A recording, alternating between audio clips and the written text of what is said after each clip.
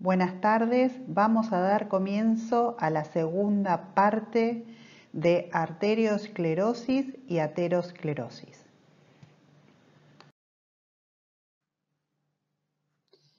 En la clase de hoy vamos a ver los distintos aspectos con respecto a la aterosclerosis. Vamos a hablar de su definición, de datos epidemiológicos, el desarrollo de la enfermedad, es decir, la patogenia y la fisiopatología, la morfología, lesiones histológicas y macroscópicas, cuáles son las complicaciones de la placa aterosclerótica per se y cuáles son, de manera breve, las consecuencias clínicas de la aterosclerosis.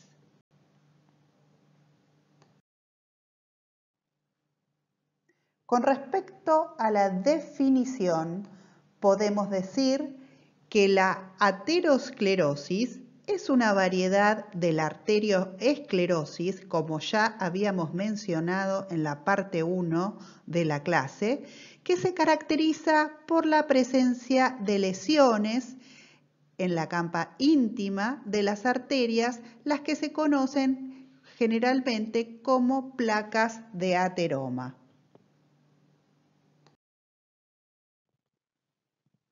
Con respecto a los datos epidemiológicos, podemos decir que la primera causa de muerte en el mundo corresponden a las enfermedades vasculares en general y particularmente a la cardiopatía isquémica, que como veremos después es una de las complicaciones fisiopatológicas más importantes de la enfermedad aterosclerótica. Sin embargo, en la Argentina también es la primera causa de muerte y las causas cardiovasculares, los tumores, las respiratorias crónicas y la diabetes representan aproximadamente el 65% de las muertes en nuestro país. Estos datos fueron obtenidos del Ministerio de Salud en el reporte de enfermedades crónicas no transmisibles de 2019 que involucró las causas de defunciones en la Argentina en el año 2018. Como podemos ver, el 32% de las enfermedades no transmisibles corresponden a los eventos cardiovasculares. Y es importante también mencionar que el 45% de las muertes no transmisibles, es decir, donde las cardiovasculares representan un gran porcentaje, ocurren en menores de 65 años. Por lo tanto, no solamente es muy frecuente esta patología en la población envejecida o anciana, sino también en la edad media de la vida, que representa la edad entre 40 y 65 años.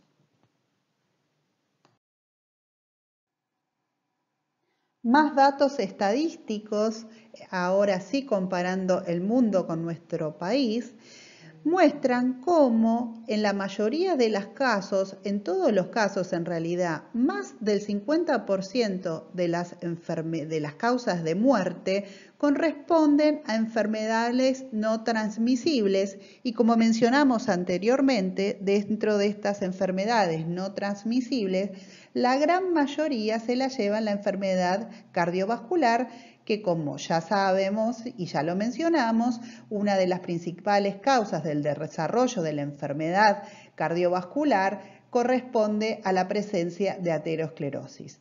Fíjense que en los países de ingresos bajos, medianos, la cantidad de enfermedades no transmisibles corresponden a un 56, un 74% y aumenta un poco más en los países de ingresos altos o medianos altos con un 77 a 84%.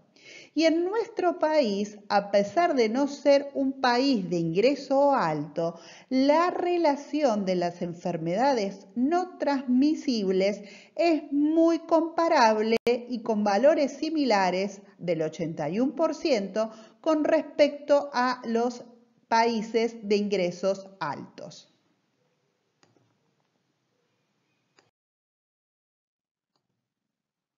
Ahora vamos a hablar de la patogenia de la enfermedad.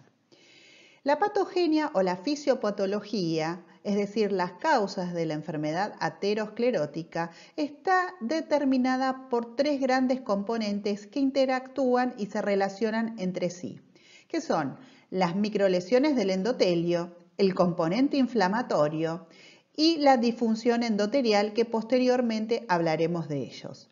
Pero estas tres grandes patas que componen a la enfermedad aterosclerótica están relacionadas e íntimamente conectadas con lo que se conoce como factores de riesgo cardiovasculares, y hay dos grandes grupos para estos factores de riesgos: los no modificables y los modificables. Dentro de los modificables, los antecedentes o la historia familiar es uno de los factores de riesgo no modificables más importantes de la aterosclerosis. Otro es la edad. La aterosclerosis suele permanecer clínicamente silente o silenciosa hasta que las lesiones alcancen un umbral crítico en la edad media de la vida o incluso posteriormente.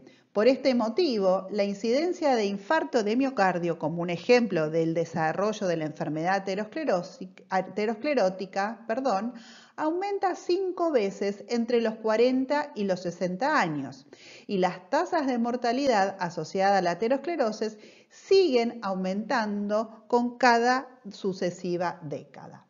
El sexo es otro de los factores iguales que cobran un rol muy importante dentro de los factores de riesgo no modificables. En este sentido, las mujeres premenopáusicas están relativamente protegidas contra la aterosclerosis y sus consecuencias de enfermedad, como son el accidente cerebrovascular y el infarto agudo de miocardio, en comparación con los hombres. Por lo tanto, estas enfermedades y otras complicaciones de la aterosclerosis son poco frecuentes en pacientes premenopáusicas en ausencia de otros factores de riesgo, como por ejemplo la diabetes, la hiperlipidemia o la hipertensión severa. Sin embargo, luego que comienza la menopausia, la incidencia de las enfermedades relacionadas con la aterosclerosis aumenta e incluso puede exceder en eso a los hombres a una misma edad. Aunque el estrógeno pareciera ser un factor protector, se ha propuesto durante mucho tiempo esto para explicar la diferencia entre los casos de infarto de miocardio entre los géneros. Los estudios clínicos, sin embargo, no han demostrado ningún beneficio de las hormonas como tratamiento terapéutico de las enfermedades vasculares.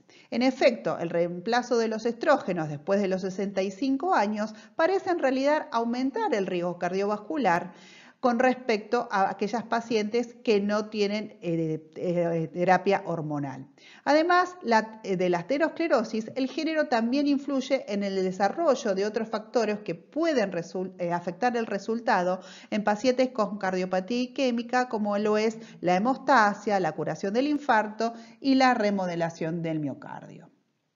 Con respecto a los factores de riesgo modificables, uno de los más importantes es la dislipidemia o la hiperlipidemia, y más específicamente la hipercolesterolemia es un factor de riesgo muy importante para el desarrollo de la aterosclerosis y es suficiente para inducir lesiones en ausencia de otros factores de riesgo.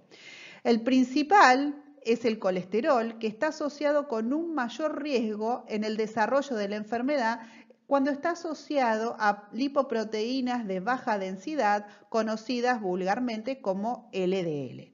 Básicamente, estas moléculas de LDL lo que hacen es distribuir el colesterol a los tejidos periféricos, y por el contrario, la lipoproteína de alta densidad, la HDL, moviliza el colesterol del desarrollo y de las placas vasculares existentes y los transporta al hígado para su posterior excreción biliar. En consecuencia, niveles altos de HDL se correlaciona positivamente con un bajo riesgo de enfermedad cardiovascular. El conocimiento de esta relación ha estimulado el desarrollo de una dieta o de intervenciones farmacológicas tendientes a reducir el colesterol total sanguíneo, particularmente la LDL, y aumentar los niveles de HDL sérico. Por ejemplo, una ingesta dietética de colesterol y grasas obviamente va a aumentar los niveles de colesterol LDL y va a disminuir los niveles de HDL colesterol. Sin embargo, los ácidos grasos omega 3 abundantes en dietas ricas en pescado son beneficiosos, mientras que las grasas trans insaturadas producen hidrogenización artificial de aceites poliinsaturados, usados en productos de orgánicos y mantequillas, adversamente entre los perfiles del colesterol. El ejercicio y el consumo moderado de etanol también pueden aumentar relativamente los niveles de HDL, mientras que la obesidad y el tabaquismo también los disminuyen. En este sentido, el uso de estatinas para disminuir los niveles de colesterol circulantes pueden ser una estrategia terapéutica para bajar estos factores de riesgo modificables. Otro de los factores de riesgo modificables es la hipertensión arterial, que es un componente importante como factor de riesgo para el desarrollo de aterosclerosis, y la hipertensión per se puede aumentar el riesgo de cardiopatía isquémica aproximadamente en un 60%. La hipertensión también es la principal causa de hipertrofia ventricular isquémica, que también puede contribuir a la isquemia miocárdica. Sin embargo, aproximadamente el 20% de los eventos cardiovasculares ocurren en ausencia de factores de riesgo identificables, como mencionamos recién, los no modificables o la hiperlipidemia, la hipertensión, el tabaquismo y la diabetes.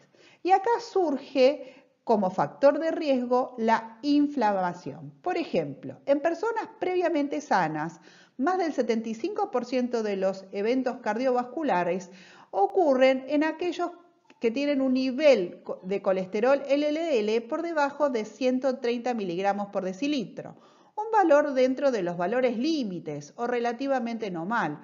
Otros factores de riesgo que contribuyen son los siguientes, y en este caso aparece la inflamación. La presencia de células inflamatorias que están presentes durante etapas de la formación de placa están íntimamente relacionados con la progresión y la ruptura de la placa. Existe una evidencia de que un estadio proinflamatorio sistémico se asocia con el desarrollo de aterosclerosis y, por lo tanto, medidas de inflamación sistémicas, como por ejemplo la proteína C reactiva, se han utilizado para la estratificación del riesgo. De los varios marcadores sistémicos inflamatorios, como recién mencioné, uno de los más importantes o los más utilizados es la proteína C reactiva, que se ha convertido en un marcador que se puede medir y es bastante sensible.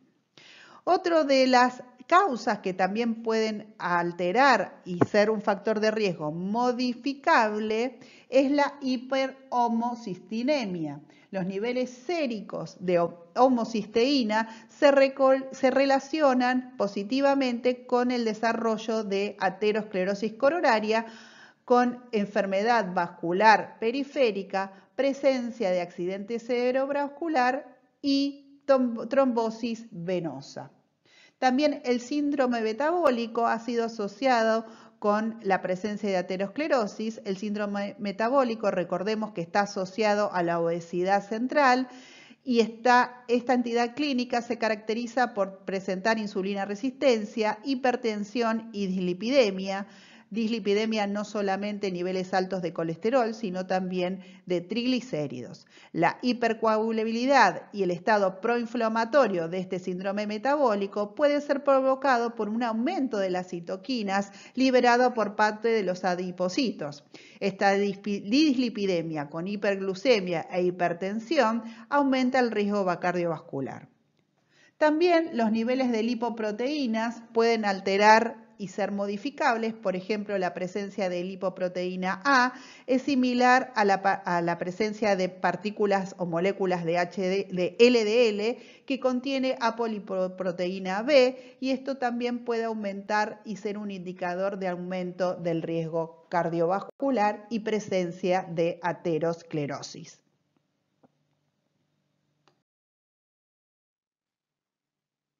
Algo que mencionamos al inicio, cuando estuvimos hablando de la patogenia, son los factores hemodinámicos o las lesiones que pueden ocurrir en el endotelio vascular.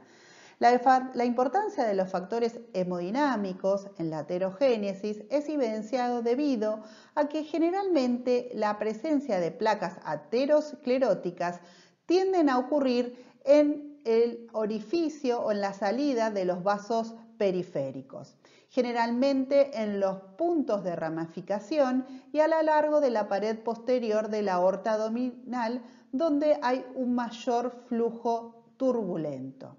Por lo tanto, los factores hemodinámicos son de vital importancia para el desarrollo de la enfermedad aterosclerótica. Como ya mencionamos, la hipercolesterolemia y la dislipidemia, los lípidos normalmente se transportan en el torrente sanguíneo unidos a apoproteínas o lipoproteínas específicas. Por ejemplo, las dislipoproteinemias pueden resultar de mutaciones en los genes que codifican apoproteínas o receptores de lipoproteínas o en trastornos que alteran el metabolismo de los lípidos. Y esto incluye el aumento de los niveles de LDL colesterol, la disminución de los niveles de HDL colesterol y el aumento de los niveles de las lipoproteínas. Hay varias líneas de trabajos experimentales que demuestran que la hipercolesterolemia participan en la aterogénesis. ¿Y cuál es la evidencia de esto? Por un lado, que los lípidos dominantes en la placa ateromatosas son el colesterol y los ésteres de colesterol. Por otro lado, los defectos genéticos en la captación y en el metabolismo de las lipoproteínas causan hiperlipoproteinemias y esto se asocia con el desarrollo de una aterosclerosis acelerada. Otros trastornos genéticos o adquiridos, como por ejemplo la diabetes o el hipotiroidismo, también pueden causar hipercolesterolemia y aumentar una aterosclerosis prematura. Además, existe evidencia experimental que reducir el colesterol sérico mediante la dieta, las medicaciones o también la realización de ejercicio disminuye o ralentiza la tasa de progresión de la aterosclerosis, causa regresión de algunas placas y también reduce el riesgo de eventos agudos.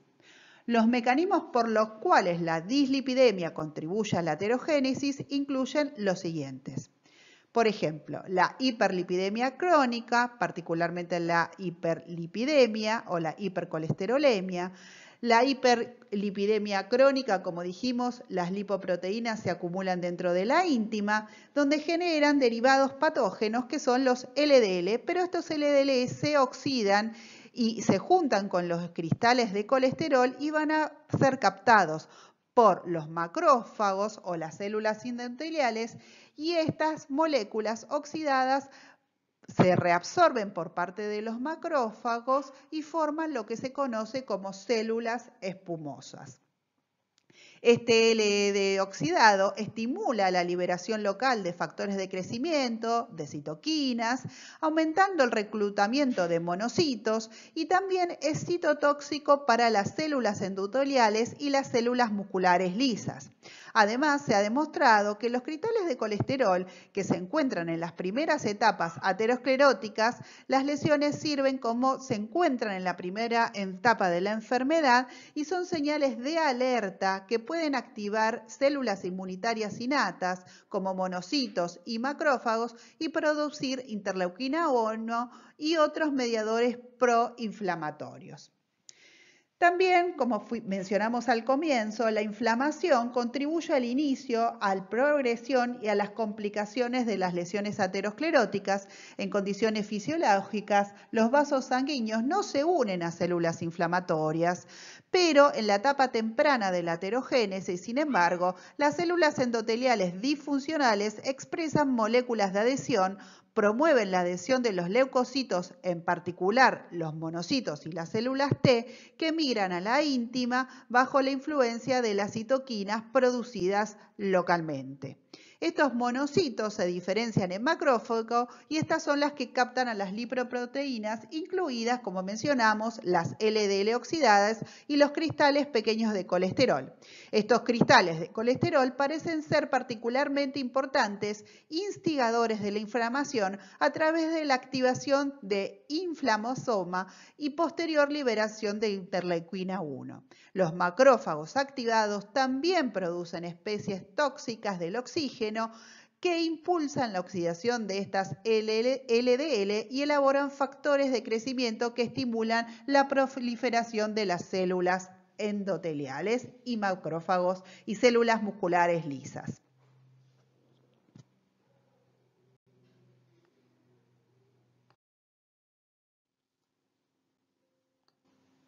En este esquema podemos ver entonces cómo es que se produce la lesión aterosclerótica o aterogénesis.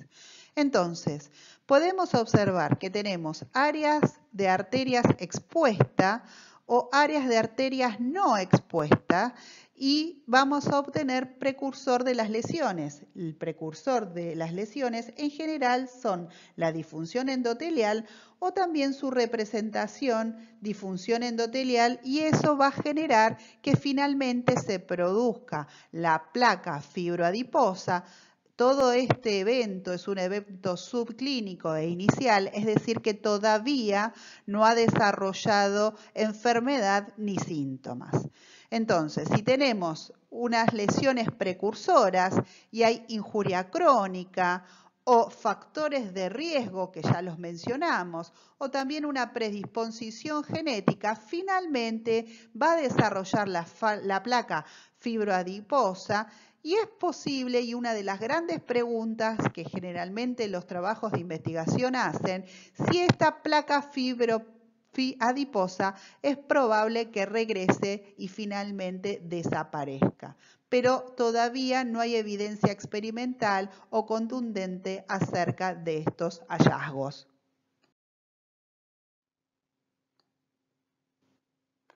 En los comienzos de la enfermedad aterosclerótica o en la aterogénesis inicial, lo que sucede, como mencionamos, es el aumento de la permeabilidad endotelial, ya sea por la presencia de disfunción endotelial o de las microlesiones que hablamos al comienzo. Lo que se evidencia rápidamente es una migración leucocitaria, es decir, que el factor inflamatorio está activado por un factor inflamatorio local y distintas células T activadas en las lesiones de la íntima producen un crecimiento y una liberación de más citoquinas inflamatorias, por ejemplo, el interferón gamma, que estimula los macrófagos, las células endoteliales y las células del músculo lisio.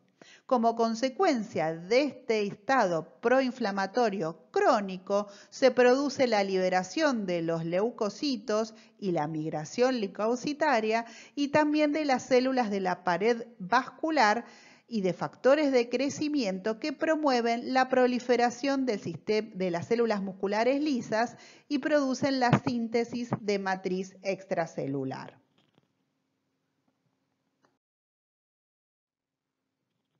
En este esquema podemos ver como un endotelio indemne, donde vemos células endoteliales, la lámina elástica interna y las células musculares lisas de manera correcta hacia la derecha del panel, cómo rápidamente puede migrar a una lesión aterosclerótica.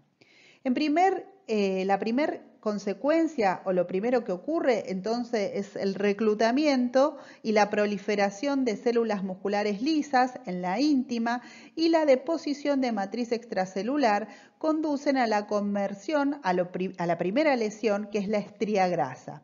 Posteriormente se conforma un ateroma maduro que contribuye al crecimiento progresivo de la lesión aterosclerótica. Varios factores de riesgo también están implicados en la proliferación de las células musculares lisas y en la síntesis de matriz extracelular, incluyendo el factor de crecimiento derivado de plaquetas, el factor de crecimiento de los fibroblastos y el TGF-alfa. Todas estas células reclutadas sintetizan matriz extracelular, sobre todo colágeno, que estabiliza a la placa aterosclerótica, pero sin embargo, distintos componentes inflamatorios que se van activando por distintos motivos puede hacer que las células con placas de ateroma puedan causar más migración de células musculares lisas, apoptosis, ruptura de la capa o matriz y lleva al desarrollo de placas inestables, que es lo que vamos a ver en las diapositivas posteriores. Entonces, a través de una presencia de una placa fibroadiposa, que como dijimos es una etapa subclínica, puede haber un periodo de adaptación, sufriendo esta placa remodelamiento, ¿sí? Remodelamiento de la pared o remodelamiento de la placa, y puede terminar finalmente en una placa subclínica que nunca genere daño ni lesión. Y ahora vamos a hablar un poco de la morfología. En esta diapositiva podemos observar las lesiones iniciales, es decir, una foto macroscópica de una aorta con estrías grasas y su representación histológica. La alteración de los vasos lesionados, particularmente el endotelio, implica, como ya lo mencionamos, la migración de las células musculares lisas o las células precursoras de estas células musculares lisas a la capa íntima. Estas células luego proliferan y sintetizan matriz extracelular, como ya mencionamos en la diapositiva anterior, en gran parte de la misma manera que los fibroblastos, por ejemplo, rellenan una herida en otra parte del cuerpo y generan la cicatriz. De esta forma, generan una nueva neoíntima que típicamente está cubierta por una capa de células endoteliales intacta. Esta respuesta neointimal ocurre con cualquier forma de daño vascular o disfunción, incluyendo la presencia de infecciones, inflamación, daño inmune, presencia de lesiones traumáticas físicas, por ejemplo, cuando se coloca un catéter o un balón o la hipertensión arterial, la exposición tóxica, por ejemplo, de los lípidos oxidados, como mencionamos las LDL oxidados, o también el humo de cigarrillo.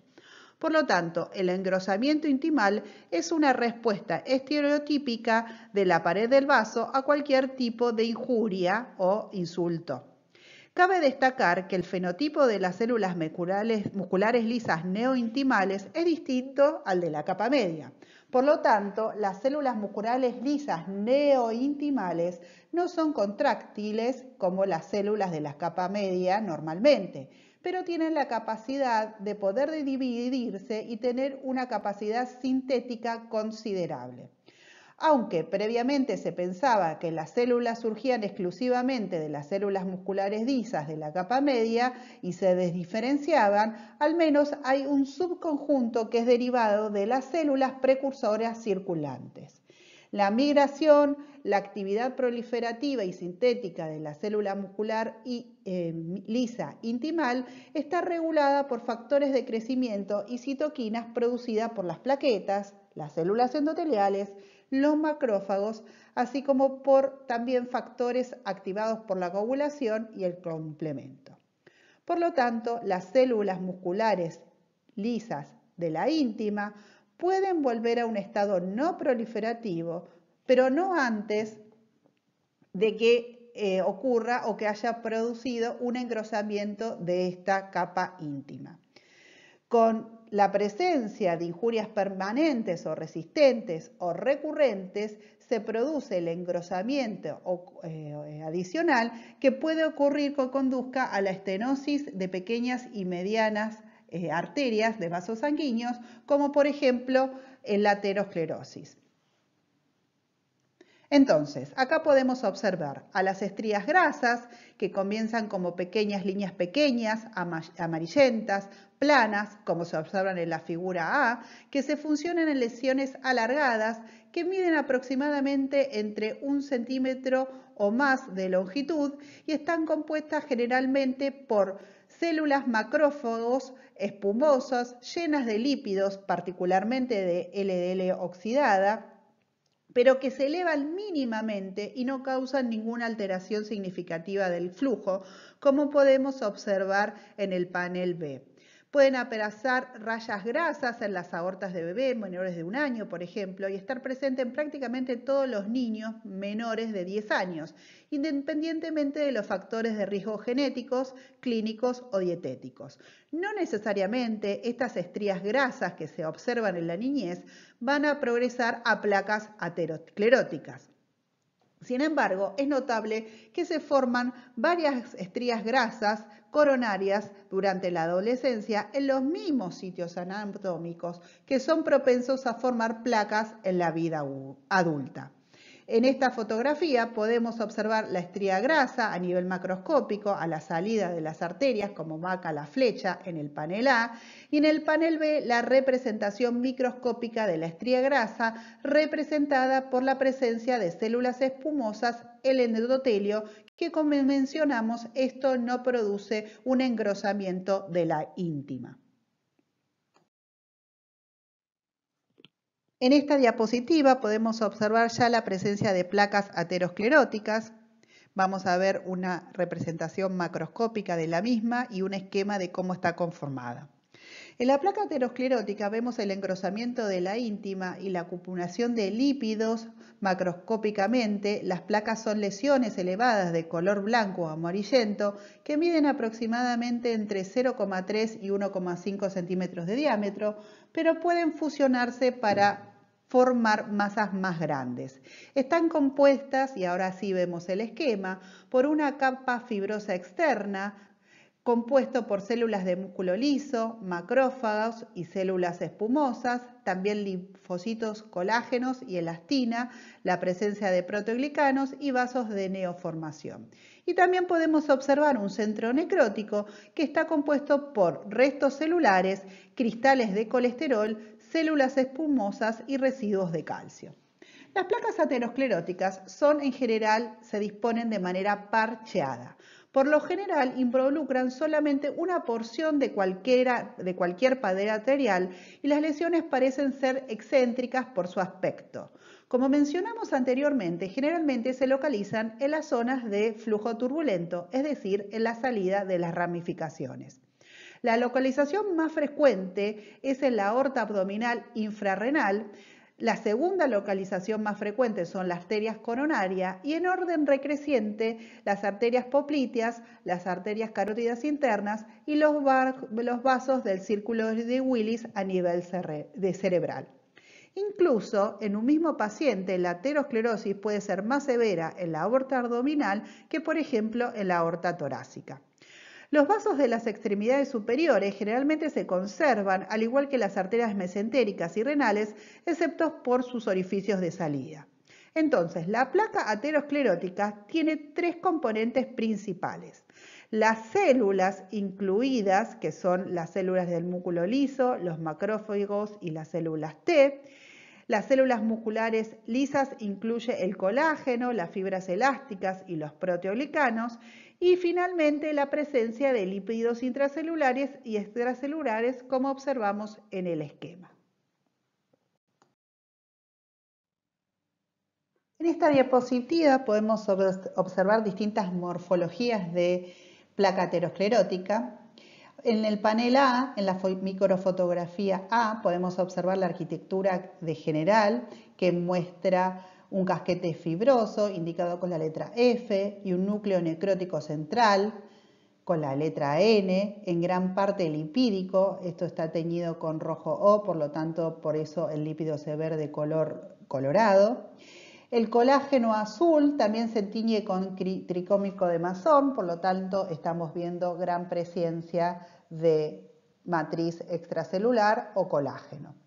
Vamos a observar que la luz, indicada con la L, se estrecha moderadamente por la lesión excéntrica que deja parte de la pared del vaso intacta. En el panel B podemos observar una placa que se muestra teñida con elastina, las membranas elásticas internas y externas de la media se atenúan y la arteria media se adelgaza debajo de la placa más avanzada. Y finalmente en el panel C podemos ver una microfotografía de la unión de la capa fibrosa y el núcleo, mostrando gran dispersión de células inflamatorias marcadas con flecha, y también vemos zonas donde hay calcificación, que son en esos acúmulos rojizos teñidos con hematoxilina eosina, que también lo vemos en esta microfotografía.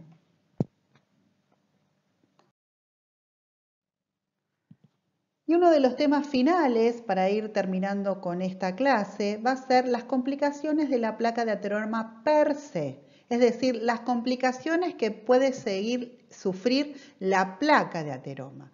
¿Y cuáles son? Una es la rotura, ulceración o erosión de la superficie luminal de las placas de ateroma, que exponen sustancias altamente trombogénicas y producen entonces o inducen a la formación de trombos.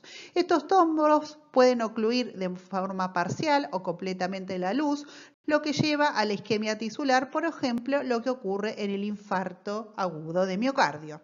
Si el paciente sobrevive, los trombos se pueden organizar e incorporar a la placa en crecimiento. Otra de las complicaciones de la placa es que la placa de ateroma sufra una hemorragia intraplaca. Ocurre por la ruptura de la capa fibrosa o de los vasos de las paredes delgadas en las áreas de neovascularización y puede causar hemorragia intraplaca.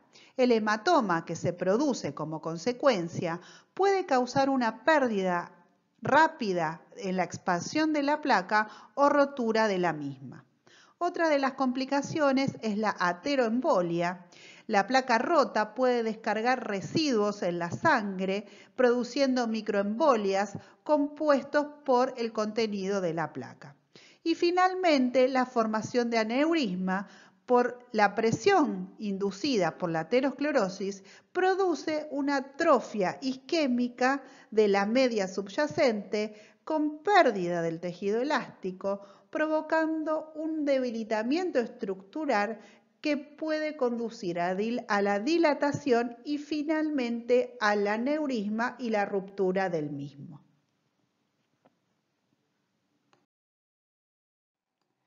Finalmente, vamos a hablar de las consecuencias clínicas de la aterosclerosis.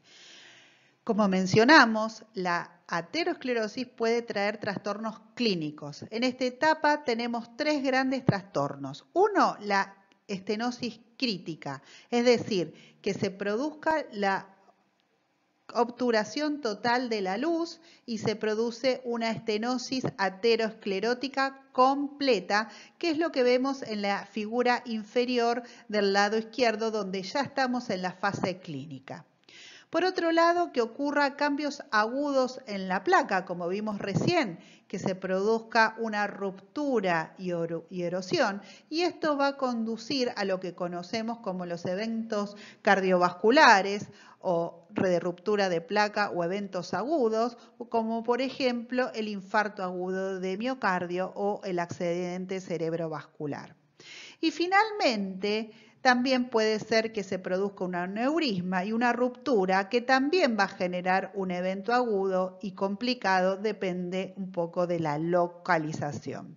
Pero es importante remarcar que estas tres etapas o complicaciones clínicas de la aterosclerosis ocurren ya en la fase clínica y generalmente esto ocurre en la edad media o en la edad avanzada de los pacientes. Entonces, finalmente vamos a ver un esquema final donde vamos a cerrar el tema para que luego termine la clase. En relación con la diapositiva que vimos recientemente, entonces, a modo de cierre, podríamos decir que la aterogénesis tiene una fase preclínica o subclínica y un estadio o clínico. En la placa subclínica, lo que habíamos visto, la presencia de estrías grasas. Si esta estría grasa, el crecimiento sigue exacerbando y sigue el estímulo, hay crecimiento de células y matriz extracelular y también de la presencia probablemente de trombos murales. La placa crece y finalmente se conforma una placa fibroadiposa. Esta placa fibroadiposa puede tener una estenosis luminal completa o también puede haber una complicación aguda de la placa fibroadiposa, como ya hablamos de la ruptura de la placa, de la hemorragia de la placa o de la trombosis mural. Y se conoce o se produce lo que se conoce como placa complicada.